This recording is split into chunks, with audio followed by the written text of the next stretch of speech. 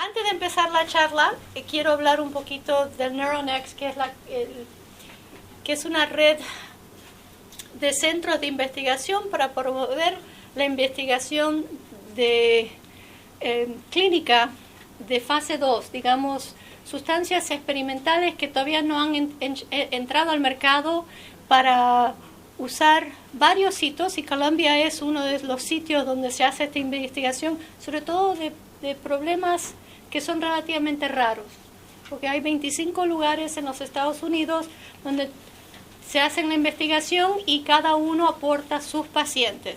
Y tenemos varios estudios, terminamos uno en SMA, que es Spinal Muscular Atrophy, que es atrofia muscular espinal, que es una enfermedad de debilidad muscular, y hay estos estudios que ya están que se están haciendo ahora en esclerosis múltiple, la forma crónica progresiva, el ataque cerebral y la miastenia gravis. El NeuroNext está promoviendo estas charlas educacionales y por eso queremos acercarnos a la comunidad para primero decirles que tenemos este proyecto, que se hagan atentos y un poco promover charlas educacionales. Hoy vamos a hablar de la parálisis cerebral y de la espasticidad. ¿Cuál es la diferencia? El profesor mío me dijo una vez que la parálisis cerebral es un oxímoron, que no hace sentido, porque no es ni cerebral ni es parálisis, y hablaremos de eso un poquito. Pero voy a hablar de la espasticidad, que aplica muchos de los tratamientos, aun cuando no es problema de la niñez. Digamos, si uno tiene un ataque cerebrovascular y un stroke y queda con una hemiparesia espástica, el tratamiento es muy similar que si uno nace con una hemiparesia hepática de un stroke congénito, de un accidente cerebrovascular. Así que vamos a empezar. Así que, ¿cómo se define la parálisis cerebral? Bueno, es un grupo de trastornos de tono y postura. ¿Sí? Cuando las mamás me dicen que mi niño tiene parálisis cerebral, es simplemente una rúbrica que dice que el niño tiene el tono aumentado, el tono disminuido, o tiene alguno de estos trastornos del desarrollo psicomotor que pueda afectar al bebé, ya sea del desarrollo fetal o en el perinatal, hasta los 30 días. Es decir, si uno tiene, no sé, uno se cae a los 3 meses y tiene daño cerebral, eso no es parálisis cerebral, eso es traumatismo craneano. Pero si uno tiene meningitis al nacer, eso puede resultar en parálisis cerebral. Y que no puede ser atribuida a malformaciones congénitas, no puede ser la espina bífida, que tiene una malformación que uno puede ver, y que causa limitación en la actividad de la persona. Y entonces está la espasticidad, que resulta de las lesiones, que ocurre después de los 30 días. Alguna gente también lo llama parálisis cerebral, PC es parálisis cerebral adquirida, es decir, que no nació con eso, pero que lo adquirió ya sea de un traumatismo craneano o el síndrome del bebé sacudido, alguna de esas cosas a nivel infantil. ¿Cuál es la incidencia? ¿Y qué es la incidencia? La incidencia son casos nuevos, así que no es lo mismo los casos nuevos por año en la población que la prevalencia, que es la acumulación de todos los casos de niños que están vivos en ese año. Pero la incidencia, que son casos nuevos, es 1.2 a 2.5 niños por 1.000 nacimientos vivos, perdón, por 1.000 nacimientos vivos. Y se ve en los Estados Unidos en el 70, en el 80, 2, y uno ve ahora esto acá moderno es de 1 a 1.5 por 1.000 nacimientos, de bebitos recién nacidos a término, es decir, si uno es prematuro, la prematurez es un riesgo de parálisis cerebral. Los bebitos prematuros, y les voy a explicar por qué. Puede afectar a niños del 6 a 10%, entre 1.500 y 2.499 gramos, es decir, más o menos 5 libras. Ese es el límite de 5 libras o 2,500. O los de muy bajo peso, que puede ser aún mayor, que son los de menor de 1.500 gramos, que son los bebitos muy chiquitos. Y si uno se fija, los nenitos muy chiquititos, de 1.500 gramos o menos, 50% de ellos pueden tener parálisis cerebral. Y la proporción aumenta con el aumento de la sobrevida, porque nos estamos mejorando en términos de que muchos niños que no sobrevivían porque eran demasiado prematuros o tenían muchas complicaciones, hoy en día sobreviven y pueden hacer buena función. Y sin embargo, a pesar de todos los avances obstétricos, en las últimas 3 décadas más o menos es el mismo número. Y vamos a ver el porqué de eso. Ok. Esto me pareció interesante, que esto es del CDC, Center for Disease Control de enfermedades. Dice que la parálisis cerebral es más frecuente en niños que en niñas. ¿Y por qué es eso? No sabemos, pero los niños en general son más susceptibles a daños neurológicos. Lo vemos no solamente con el autismo, lo vemos con Attention Deficit Disorder, que son más susceptibles. Y esto era un grupo mixto de niños blancos, latinos y negros, y se ve que era más frecuente en la raza negra que la blanca, y los latinos y los blancos tenían más o menos el mismo riesgo de parálisis cerebral, y que la mayoría de los casos eran espásticos. Y vamos a explicar qué es la espasticidad. 2/3 partes. Más de la mitad de los niños con parálisis cerebral caminan independientemente, que es bueno, y vamos a ver cuáles son los subgrupos que no van tan bien. Y que además es la compañía, no solamente la parálisis cerebral, que es un síntoma de un problema cerebral, es la compañía que guarda. Y muchos de ellos tienen epilepsia, que es una alteración de irritación del cerebro que convulsiona, y hasta un 6.9% de autismo, que es un factor de riesgo también. No muy frecuente, pero ocurre. Así que, ¿cuáles son los factores de riesgo? En los 1800, Little decía que la parálisis cerebral era por hipoxia al nacer, la asfixia neonatal, que al nacer no había suficiente oxígeno para el bebito y podía sufrir daño cerebral a raíz de eso. La verdad es que eso es la mayoría de los casos de parálisis cerebral, es por una encefalopatía hipóxica isquémica. Muchos de los casos, como hablamos, es porque son prematuros o de muy bajo peso. Los embarazos múltiples son de mayor riesgo. También lo que estamos viendo más frecuentemente son cuando el embarazo está a riesgo o hay problemas en el embarazo de la mujer, problemas de fertilidad, IVF. Todo eso tiene su mayor riesgo porque no está ocurriendo naturalmente el embarazo porque hay un problema. Y ese problema a veces se manifiesta con parálisis cerebral. ¿Y por qué es eso? Porque no solamente es la falta de oxígeno o de sangre que fluye al bebito, sino que también pueden ser las infecciones. Y las infecciones, si hay un corioamionitis, que es una infección de la placenta, eso también puede afectar al bebito.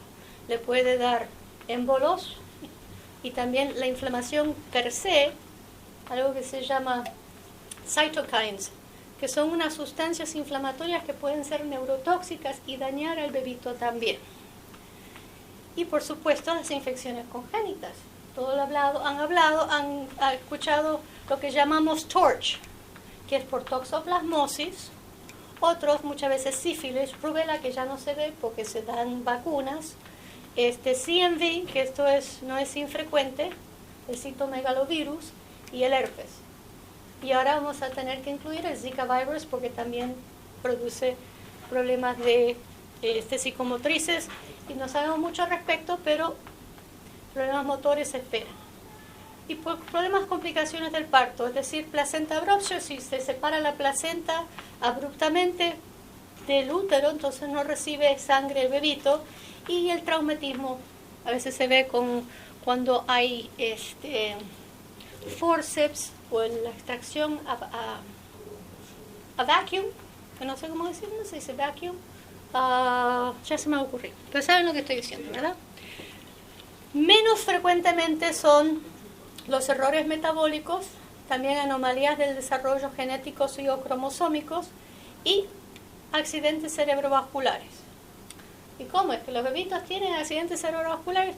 los recién nacidos tienen la misma incidencia o riesgo a stroke que lo que tiene un hombre viejo de 65 años, que es más frecuente. Los niños no tienen tanto, pero el parto en sí y la inmadurez del bebito hace que tengan a tener coágulos. Eso es para proteger a la mamá para que no se desangre durante el parto, pero también promueve los coágulos y a veces los niños tienen strokes. Y vamos a hablar de ese tipo de la parálisis cerebral que ocurre. ¿Cómo se clasifica la parálisis cerebral? Espástico, que es los bebitos que están duritos, ya sea de un lado, o que caminan así, como el que ha tenido un stroke, o que afecta a las piernas. Ustedes habrán visto que camina de puntita, o hipotónico, los bebitos que son muy flojitos, que no pueden sentarse, que no pueden pararse porque están muy flojitos, que tienen fuerza, pero que no tienen el tono como para enderezarse. Atetoide distónico no vamos a hablar, que estos son problemas de movimiento. Y ocurre cuando hay problemas más a nivel de la base o el centro nuclear del cerebro, y le voy a explicar un poquito cómo saber. No vamos a hablar de la forma táxica. Tenemos la corteza cerebral, tenemos el cerebelo. El cerebelo hace la coordinación en el balance. La gente que no tiene cerebelo parece que estuviera un poco borracha porque no tiene coordinación y balance. Eso es ataxia. Y eso puede ocurrir en bebitos menos del 3%, que es la parálisis cerebral forma táxica. Por eso no es ni cerebral ni parálisis, porque es en el cerebelo. O puede ser de forma mixta.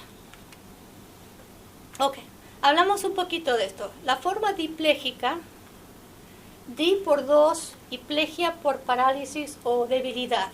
Y dice que las piernas están más afectadas que los brazos. Los brazos pueden estar afectados, es decir, pueden tener un poco de problemas de dexteridad, pero las piernas son los que más están afectados. Son los niñitos que caminan de puntita a pie, que caminan así agachaditos, pero que eventualmente caminan. La hemipléjica es que un lado está afectado. Muchas veces es cara, brazo y pierna, el tronco no tanto. Y la cuadriplegia es que los brazos y las piernas están más o menos igualmente afectadas, de la misma severidad. ¿Y qué es lo que causa esto? Esto es el homúnculo, digamos. ¿Y qué es el homúnculo? El homúnculo es que si uno ve acá en esta zona, la área 4 de Brodmann, está el homúnculo, que es una cara que está acá, con la boca, la cara, el brazo, el tronco y la piernita que está acá adentro. Y de los dos lados. ¿Ok? Y entonces si uno tiene, por ejemplo, si uno le falta oxígeno, no fluye el oxígeno, baja la presión, todo se puede dañar y entonces uno puede tener problemas de espasticidad difusa, es decir, los brazos y las piernas más o menos igual. Y estos son niños que van a tener no solamente problemas motrices, pero pueden tener problemas más globales, problemas para tragar, para hablar, y vamos a hablar un poquito al respecto. O, como le dije, a veces una asfixia aguda y de corta duración afecta o al cerebelo o al diencéfalo. El diencéfalo son esas estructuras más profundas, porque para tener daño a la corteza cerebral tiene que ser prolongada. Así que uno tiene un problemita de 2-3 minutos, 4 minutos, puede ser lo suficientemente serio para afectar a estas células que necesitan oxígeno, pero no lo suficiente como para estas que son un poco más resistentes. Entonces el niño que tiene este problemita va a ser flojito, puede tener la hipotonía, y después también puede tener los movimientos normales de movimientos también. Ok, acá es el accidente cerebrovascular, una foto simplemente para mostrar. Esto es un angiograma. Como ustedes ven, acá está una arteria con muchas colaterales y conexiones. Y de este lado, ¿qué pasó? Nada, porque acá hay un bloqueo. Entonces muchas veces ocurre que hay un trombo, un embolismo, una obstrucción, y este hemisferio se afecta. Lo que está acá, que sería más o menos toda esta zona, afectada por un accidente cerebrovascular en un bebito con un stroke neonatal. ¿Y cómo manifiestan los strokes neonatales? Muchas veces son silenciosos. Ok. Y se descubren porque el niño tiene convulsiones. Y uno lo mira y no lo ve la debilidad hasta más adelante. Entonces sí, al crecer uno nota que a lo mejor no usa la mano. Una forma temprana es los niñitos son ambidiestros hasta los 2, 3 años. Un bebito que está usando solamente una mano antes del año de edad tiene un problema con la otra mano, y eso es cuando empezamos a pensar que a lo mejor haya tenido un accidente cerebrovascular o algo así. Otros acompañantes, se llama comórbido. Se pueden acompañar de problemas sensitivos y de integración. Habrán escuchado el Sensory Integration Disorder, que son niños que no modulan su comportamiento tan bien, que sienten las cosas muy a flor de piel, pueden tener temper tantrums, los problemas de control emocional, y que muchas veces es un presagio de a lo mejor pueden tener problemas de comportamiento, de ansiedad cuando crecen. Problemas cognitivos obviamente, pero no necesariamente. Es decir, simplemente porque uno tiene problemas motores no significa que la inteligencia está afectada. Y vamos a hablar al respecto de eso.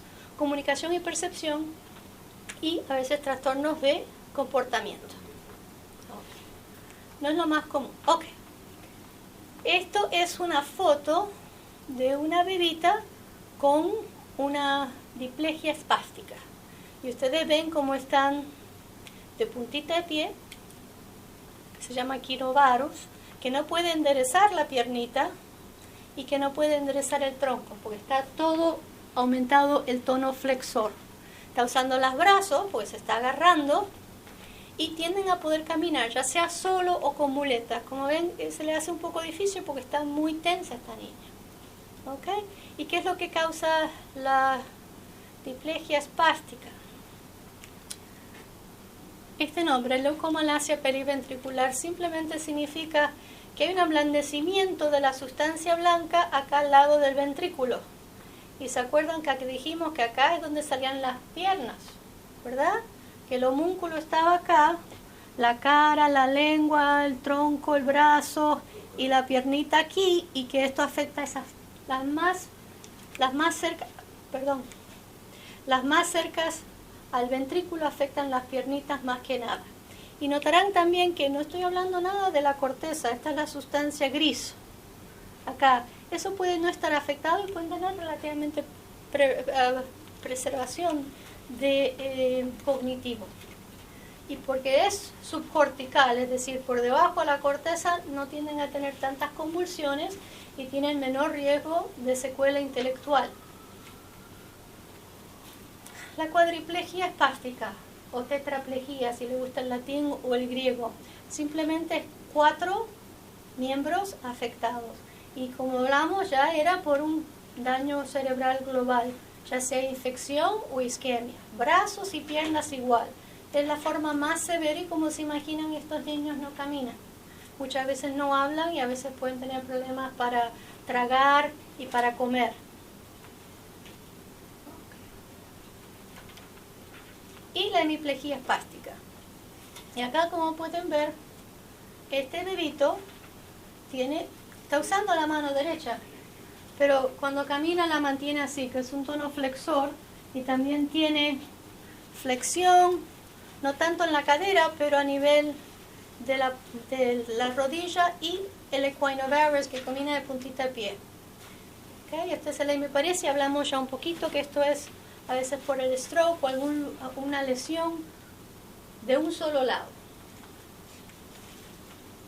¿Y qué es la espasticidad?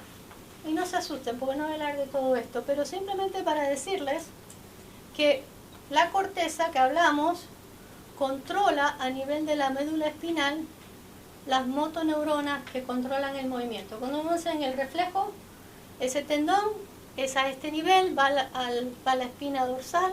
¿Dónde está acá? El reflejo entra por sensorial, sale y dice, patee, y entonces el cerebro se entera después. Pero cuando no está la corteza para controlarlo, entonces el tono aumenta porque no hay nada que lo controle. Y entonces esa es la espasticidad. Y lo que muchas veces hace es que en vez de tener movimiento normal, tiene un aumento del tono flexor. Es decir, que uno no puede estirar el brazo, y a lo mejor podría si no tuviera tanto tono, pero hay tanto tono que cuando tratan de moverlo no lo pueden mover.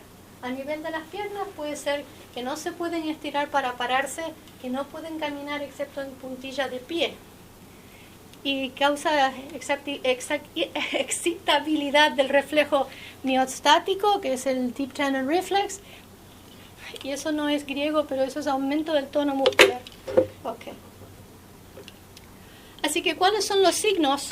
Y se llama del signo de la motoneurona superior, es decir, lo que falta es acá arriba el control, y hay signos negativos y signos positivos. Negativos es que no tienen fuerza, que no tienen control de la fuerza o destreza, y no tienen la coordinación, y después tienen los signos positivos que son problemáticos, es decir, la sobrereactividad muscular, puede tener esos reflejos en masa, tratan de hacer algo y el niño se sobresalta, el tono reactivo en vez de solamente, cuando uno está tratando de hacer cualquier movimiento, tiene que relajar. Cuando yo hago esto, relajo mi tono flexor para aumentar mi tono extensor, digamos.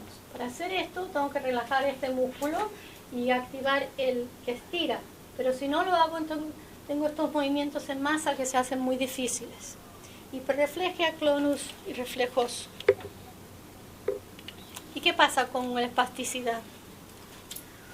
O con la parálisis cerebral. Puede mejorar, y hay niños que crecen y se les va, porque es leve y no se nota, pero muchas veces tienen problemitas, ya sea de aprendizaje o cognitivos, que ha traído algo de problemas consigo. La forma hipotónica, las formas leves mejoran con la edad, ya lo sabemos todo, que perdemos la habilidad de estirar cuando crecemos. Y algunos se les va y cuando crecen tienen problemas ya sea de comportamiento o de aprendizaje. Puede permanecer estable, muchas veces el hipotónico puede ser así, o a veces el hipotónico puede tener problemas de movimientos o puede empeorar con el crecimiento. Y desafortunadamente la forma espástica empeora con el crecimiento. ¿Y por qué empeora con el crecimiento? Porque se acorta más el músculo. ¿Se imaginan que si tiene un músculo que está acortado porque está tenso por espástico y de repente lo estiran al crecer, el músculo se pone aún más tenso? Así que eso es siempre algo que hay que estar trabajando en contra. ¿Y cuáles son? Estos no son niños, estos son adultos de varios tipos. Los que han tenido stroke, que es el aductor del hombro, el codo que está flexionado, o la flexión demasiada del antebrazo, la flexión de la muñeca, el puño cerrado, el cortical thumb, el pulgar cortical, el dedo gordo estriatal, que es de tono, el equinovarus que hablamos. Este es uno del peor cuando se le pone muy tenso y no pueden doblar la rodilla o no pueden estirar la rodilla, o cuando caminan como en forma de tijeras, scissoring, por el aumento del tono de aductores. ¿Y qué es lo que pasa cuando uno tiene estos síntomas? Bueno, puede resultar en deformidades ortopédicas. ¿Qué tipo de la subluxación? Es decir, acá tengo una radiografía que muestra cómo tiene que estar, ¿verdad? Acá tiene el normal y este se subluxó. ¿Ven cómo se salió de su espacio? Tiene que estar acá metidito. Y porque tiene tanto tono, los músculos lo traen y con el tiempo pueden causar subluxación. O la escoliosis, tienen mucho tono de un lado y a través del tiempo se estira demasiado y causa escoliosis, perdón. Y acá es el hombro que está subluxado, como pueden ver, tendría que estar mucho más alto, ya está como bien caído porque el tono lo está tirando. Con el tiempo puede haber deformidades en barriga de viento, y esto causa problemas. ¿Por qué? Porque se hace difícil el manejo, el cuidado del niño o de la persona, ya sea de higiene. Si uno tiene la mano siempre cerrada, puede tener problemas de higiene o hongo, ulceraciones. Intertrigo es simplemente en las pliegues. Y esos son lugares donde uno puede tener hongo porque hay mucho, si uno está así todo el tiempo, esta zona queda muy oscura y muy mojada. Entonces el hongo le gusta vivir en lugares así. Y se hace difícil para el rango del movimiento y dificultad para vestirse, el aseo personal. Así que tiene un montón de motivos por los cuales queremos tratar la espasticidad. ¿Y cómo se maneja? Bueno, queremos disminuir la espasticidad, mejorar la independencia y capacidad funcional, disminuir el dolor asociado, disminuir o prevenir las contracturas, mejorar la ambulación, facilitar la higiene y facilitar los procedimientos de rehabilitación. ¿Y cómo se trata? Desafortunadamente no hay cura. Y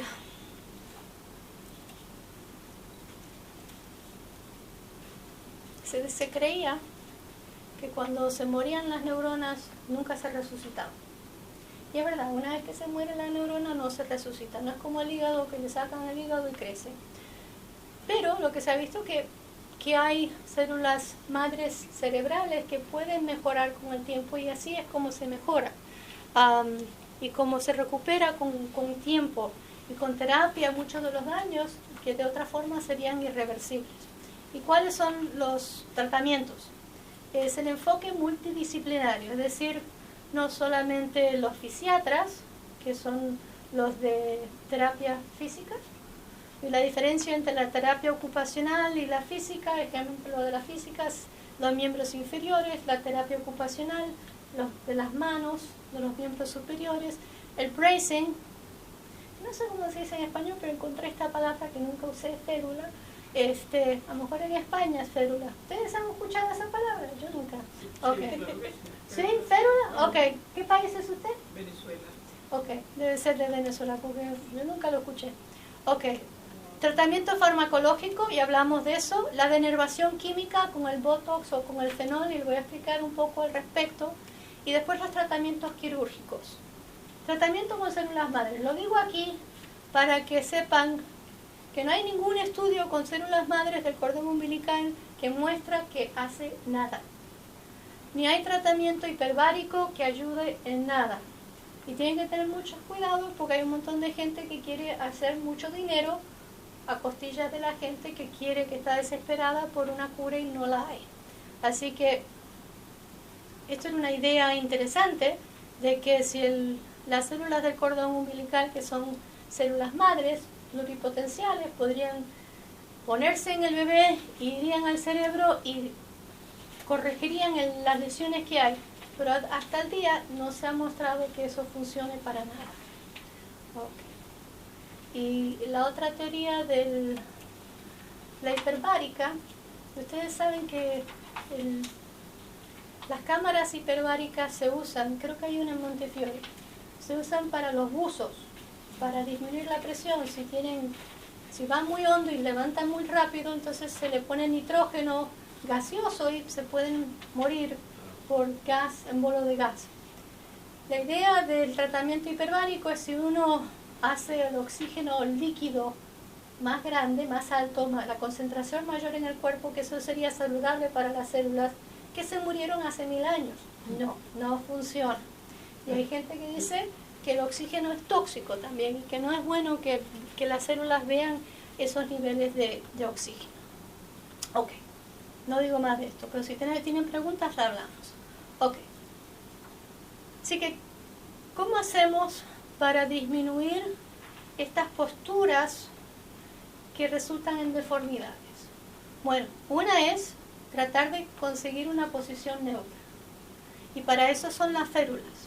Por ejemplo, esa férula de la mano en posición neutra, porque en vez de estar así, mantiene el brazo así para que no se haga una contractura. ¿Qué es una contractura? El cuerpo le gusta estar en movimiento, siempre. Y si lo que no se mueve, se contractura. Ya sea por espasticidad, porque el tono es tan alto que no puedo estirarlo, entonces se me queda fijo así. O lo vemos también en los niñitos con problemas musculares como la distrofia muscular, donde no pueden caminar y no pueden estirar el pie, entonces se le pone, pienso, pero por distintos motivos, pero el mismo por falta de movimiento. Inclusive los bebitos intraúteros, si no se mueven, si no tienen suficiente lugar, pueden tener deformidades congénitas. Así que es muy importante, se llama eso, ay, me estoy poniendo vieja, no me acuerdo, pero yo le voy a decir, ya se me va a ocurrir. No lo sé en español, pero ya se me va a ocurrir en inglés. Ok, entonces mantener el músculo alargado y prevenir el acortamiento de los tejidos, mejorar la ambulación y controlar y exaltar el control de la flexión del tobillo. Y para eso estamos hablando de los dinámicos. Hay sólidos y hay articulación. Es decir, que si uno está caminando en puntita de pie, esto le agarra el pie para que camine por lo menos en 90 grados, ¿verdad? Pero si puede articular un poco, entonces se le pone una articulación para que pueda promover ese movimiento también. Las personas que no pueden levantar el pie, hay algunas férulas que tienen como un resorte que cuando camina le ayudan a levantar el pie. Esas son las de fibra de grafito, que son muy buenas. Y después están los dinámicos. Esto, que a algunos niños no les gusta porque dicen que es muy pesado. Y se imagina dormir todas las noches con 2 de esos en los pies, se le hace difícil. Pero si una usa un día un pie, el otro día en otro, esto estira el pie durante la noche, porque tiene un resorte que cuando se va a dormir y se relaja, le estira el pie. Entonces hace como terapia toda la noche, si lo tolera. Y esto es 101 para tratar de controlar. Después hay medicaciones por boca para la espasticidad, pero se usa generalmente para la espasticidad general. Es decir, si uno tiene una cuadriparesia, es decir, los brazos y las piernas afectados, se pueden usar. Y estos son los nombres. Las benzodiazepinas son la familia del Valium. El baclofen, que es muy bueno. Hay los agonistas alfa, que es tizanidine y clonidine, que son... Clonidine es una medicina antihipertensiva que es muy buena para disminuir el espasmo. Y el dantroleno, que actúa a nivel del músculo en sí, bloqueando el calcio que necesita para contraerse el músculo. Y después para los problemas de movimiento, muchas de estas medicinas. Hablamos un poco del Botox, ¿verdad? Y esto no solamente para las arrugas. Si se usa para la espasticidad y está aceptada por el FDA para la espasticidad. ¿Y qué es lo que hace el Botox? ¿Saben ustedes lo que es el Botox? Es la toxina botulínica. Algunos se morían antes cuando comía la mayonesa que estaba con esporas. Pero en cantidades pequeñitas y controladas es muy importante para bloquear la descarga de acetilcolina en la unión neuromuscular. ¿Qué significa eso? Y me paran y me hacen que le explique mejor si no soy clara. Pero digamos que acá está el nervio, ¿verdad? Y el nervio, y este es el músculo. Y el músculo se contrae porque está esta sustancia que se llama acetilcolina, que cuando yo mando el mensaje y digo, cierra la mano, mis nervios liberan acetilcolina y mi músculo se contrae, ¿verdad? Y si yo bloqueo la acetilcolina como una parálisis leve, entonces puedo mejorar la espasticidad. ¿Cómo hacer? Por ejemplo, si yo tengo este tono flexor y no puedo estirar el brazo, si yo paralizo levemente el bíceps, el que me hace flexionar, entonces mi tríceps, el que estira, puede funcionar. Y con los bebitos, con los piecitos es importante. Porque si le ponemos, ¿se acuerdan del bebito que estaba caminando de puntita de pie, que no podía ponerse plano? Si uno le pone unas inyecciones de Botox, le paraliza un poquito, no del todo, pero le disminuye la tensión muscular y entonces puede caminar plano. Y puede estirar el pie, y puede entrar en la férula. Y es temporal, dura como 3, 4, 6 meses, más no. Así que no es a largo plazo, pero por lo menos mientras aprenden a moverse, se imagina que para bebitos muy chiquitos es un poco traumático, ¿verdad? Yo cuando los tengo muy chiquititos, sebo, lo llevamos a la suite de endoscopía, donde le damos algo para dormirlos, no lo intubamos ni nada, y entonces le doy muchas inyecciones en todas partes para disminuir el tono.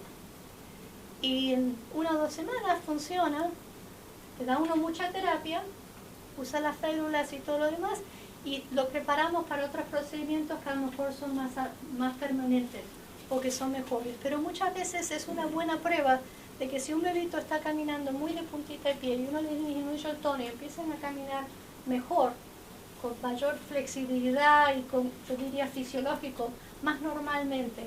Entonces puede ser que sea un candidato para otras terapias y les voy a explicar un poco al respecto. Estos son los nombres, el Botox es proprietary, pero está el MyoBlock, el Diasport, yo uso solamente el Botox, así que no les sé decir mucho al respecto. Y después se pueden hacer bloqueos con alcohol, se llama chemolysis. Yo no lo uso porque si uno agarra a un... esto funciona, el Botox funciona bloqueando la conexión o la transducción de la señal eléctrica al músculo. El alcohol funciona porque daña al nervio transitoriamente, dura un poco más, pero si uno se equivoca y en vez de ser un axón motor y es sensorial, puede dar disestesias y dolor, y uno se queda con 6 a 8 meses con una sensación que no es muy agradable. Ok. ¿Se acuerdan de que hablamos del baclofen? El baclofen, o baclofeno, no sé cuál es, creo que en castellano es baclofeno, es un medicamento que inhibe el tono muscular y es muy efectivo. Y lo usamos por boca y hablamos un poquito al respecto antes, pero ¿cuál es lo que pasa? Si yo tengo que usar tanto baclofen que se me duerme el niño, o si están tiesos en las piernas y para controlarle la espasticidad de las piernas le tengo que dar tanto que se queda flojito, entonces no me sirve. La bomba intraestacal se le pone acá, ven que hay un tubito y se pone y esto va debajo de la piel y esto es una bomba que se puede rellenar. Entonces esto uno lo llena y esto está poniendo una cantidad constante de baclofeno a nivel de la médula espinal. ¿Se acuerdan de ahí donde estaba espástico? Y una bomba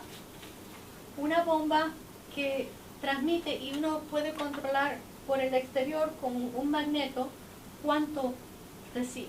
Entonces lo que realmente se hace es, se prueba si va a funcionar. Se le hace una inyección intratecal, es decir, que lo llevan, le inyectamos acá dentro de la espina, debajo de esto está la espina dorsal, y una vez que están expuestos a una dosis muy alta, uno ve lo que hace con el tono. Y si ayuda con el tono, entonces el cirujano dice, este es un candidato, vamos a ponerle la bomba. Tiene que ser de cierto tamaño y todas las cosas así, pero se le pone la bomba y entonces se le aumenta de a poquito la dosis. Los pros es que permite el uso de dosis mucho más alta de lo que realmente tolera uno oralmente, porque se usa como 100 veces la dosis de lo que uno puede usar oralmente sin ningún efecto a nivel cerebral o cognitivo. ¿Cuál es la contra? De que es un cuerpo extraño. El cuerpo no le gustan los cuerpos extraños. Así que a veces se infectan. Lo puede rechazar también. No lo rechaza de por sí porque no es como, pero se puede infectar. Cuando uno tiene un cuerpo extraño, el cuerpo ve algo que no es de uno. Y entonces empieza a atacarlo para tratar de removerlo. Pero no puede porque esto es de metal y es una cosa enorme. Pero se puede desconectar, se puede infectar y puede dejar de funcionar. Y eso es lo peor, porque si deja de funcionar uno puede tener problemas serios por un síndrome de abstinencia del baclofeno que puede incluir convulsiones y muerte. Así que hay que tener cuidado, pero es muy bueno para que tiene espasticidad global y que no tolera las medicinas tanto. Ok. Selective dorsal rhizotomy. Y ya casi terminamos y después hacemos más preguntas. Estábamos hablando de qué es lo que se puede hacer en los niñitos de forma permanente para disminuirle el tono muscular. Una cosa era hacerle el Botox, pero el Botox es temporario. Y acá lo que se hace es, si ven acá, esta es la cauda equina, que es cola de caballo. ¿Ves cómo tiene la cola de caballo? Estos son todos nervios. Y si uno corta un nervio sensorial de un músculo espástico, se disminuye el tono automáticamente. Entonces, esto que lo hace el doctor Anderson en Colombia es muy bueno para los que tienen la diplegia espástica, o las piernitas nada más. Y sobre todo niños jóvenes, y cada año lo hacemos más jovencitos. Así no aprenden, no tienen que reaprender cómo caminar con tono bajo.